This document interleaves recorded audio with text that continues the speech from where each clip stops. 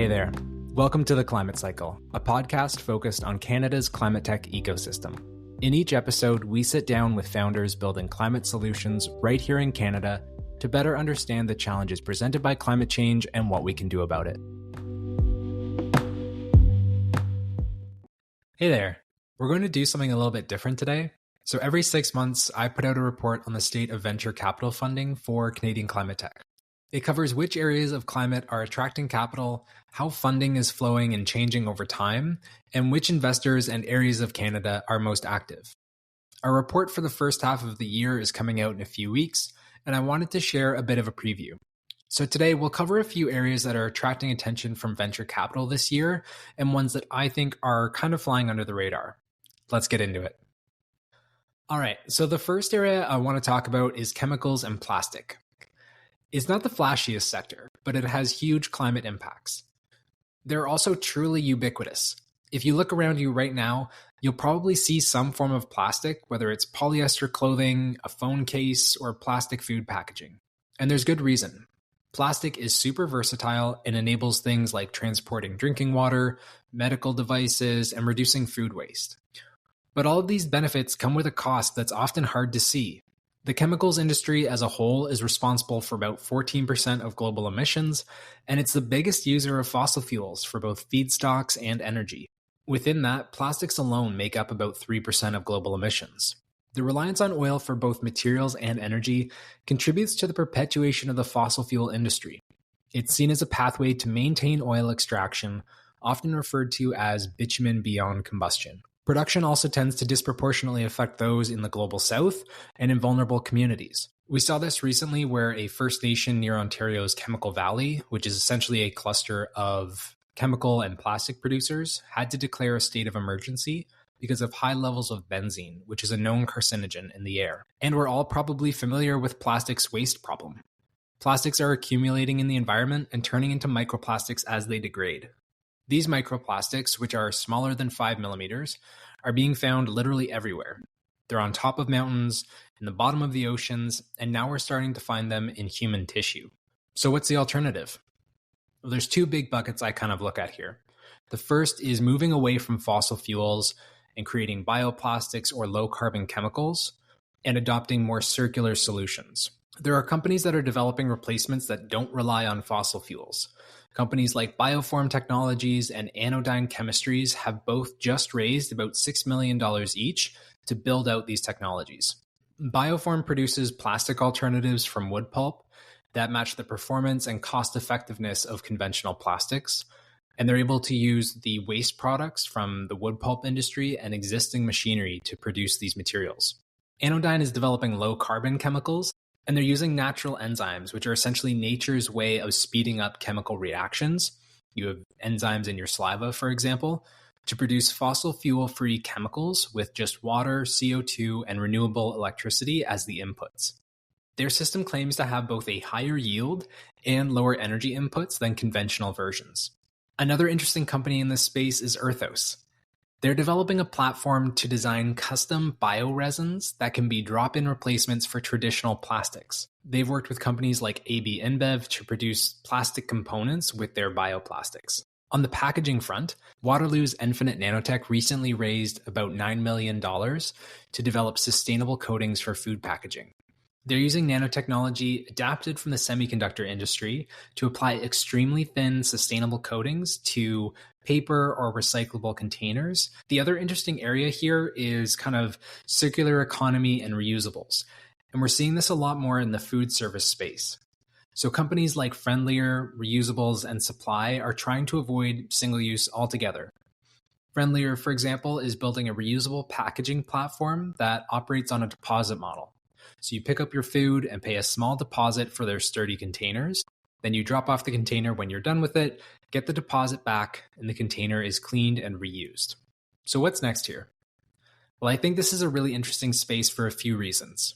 One, regulations around plastics are growing. So Canada, the EU, and India have all introduced single-use plastic bans. And the more that we learn about microplastics, the more the social license around plastics could deteriorate. I think microplastics have the potential to be our generation's acid rain, albeit a lot harder to reverse. Another interesting aspect here is that many of the customers of plastics, so for example, Unilever or clothing companies like H&M, they don't have a huge vested interest in oil and plastic production itself. So as long as these materials can compete on performance, cost, and integrate with supply chains, I think there's a pathway to adoption. But it's not going to be an easy industry to disrupt. Entrenched interests in oil and chemicals are not going to go down without a fight. We saw this at the recent UN negotiations on a plastic treaty in Ottawa, where oil and plastics sent more lobbyists than the entire EU delegation. The second area where I'm seeing some more activity is around alternative proteins. You're probably familiar with plant-based proteins like Beyond Meat or Impossible Foods. Cultured meats are a newer alternative where essentially a few cells from an animal are placed in a bioreactor to grow and multiply, and with a bit of support, turn into the fat and muscle cells that make up meat. Now, this is an interesting area because alternative proteins have been facing some challenges. Sales have plateaued over the last few years in the US, and the dominant narrative was that plant-based proteins were failing. There were challenges at companies like Beyond Meat, where their stock dropped from north of $100 per share to less than $10. And cultured meat specifically has gotten wrapped up in the culture wars, getting banned in places like Florida and Alabama. But Beyond Meat was kind of its own thing. They were trying to boost sales by cutting prices, while at the same time facing stiffer competition. Alternative proteins are actually seeing growth in markets like Europe and Latin America, and younger generations are much more interested in alternatives. They still need to compete on taste, texture, and price, but they're progressing quickly. Over the past few months, 2 interesting startups have secured funding. Opalia is developing technology to make milk with mammary cells. By using cells, they can develop the major components of milk, the proteins, fats, and sugars, without the need for cows and the associated carbon footprint. Maya Farms is taking a different approach, developing mycoproteins or protein derived from mushrooms. And they're using mycelium, the root-like structure of the mushroom, to produce textured protein ingredients. So what's next here? Well, let's start with the good. 1, regulations are trending in a positive direction. The US has approved the sale of cultivated meats, and countries like South Korea are developing special initiatives to help this industry commercialize and accelerate. Canada is reviewing its rules right now, but an Israeli startup recently got the go-ahead from Health Canada to sell its lab-grown milk proteins as ingredients. Canada also has a network of organizations to support this work, like the Canadian Food Innovation Network, Genomics Ontario, and others. Particularly in the plant-based food space, there's some good connections between farmers that are growing plant proteins and these new startups. But it's not without its challenges. Globally, I think there's going to continue to be some hesitation from consumers. Are these lab-grown meats healthy? What's in them, etc.? And that's something the industry will really need to tread cautiously on. One bad apple can easily scare consumers off and increase regulatory burden. And there's a big opportunity to increase access to the hardware and lab space, particularly for early stage startups. The last area I want to talk about is what I would call enabling technology. It's not bound to one specific vertical, but it's technology that acts as an enabling layer or platform to accelerate or optimize specific industries. Enabling tech like this isn't necessarily new. There are platforms for EV charging, energy management for commercial customers, fleet management, to name a few.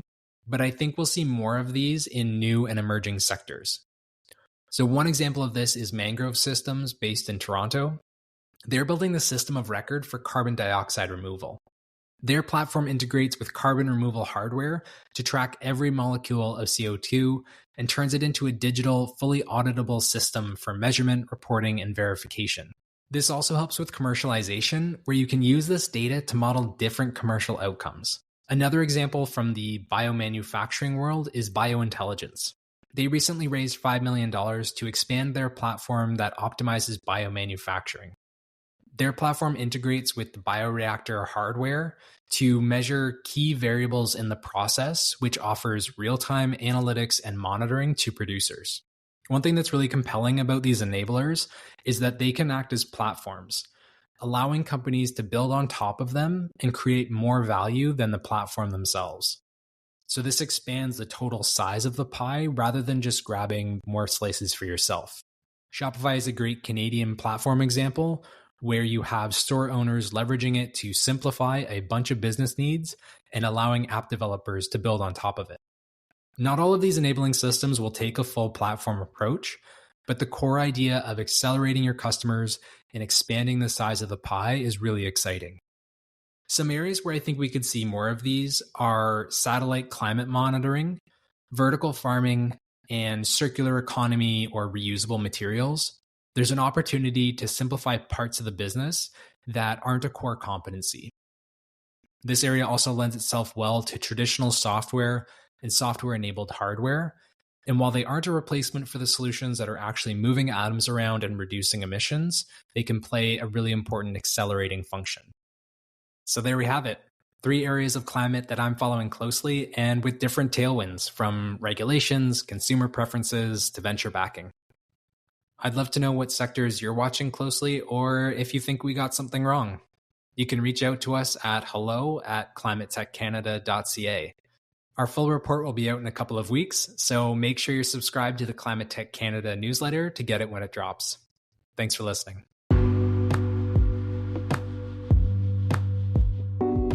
Thanks for joining us. If you enjoyed today's episode, leave a rating and a review on Spotify or Apple Podcasts. It would mean a lot and helps grow the show. To stay in the loop on Canadian climate tech news, recent fundraising, job postings, events, and more, subscribe to the Climate Tech Canada newsletter on our website. Thanks for listening. We'll see you next time.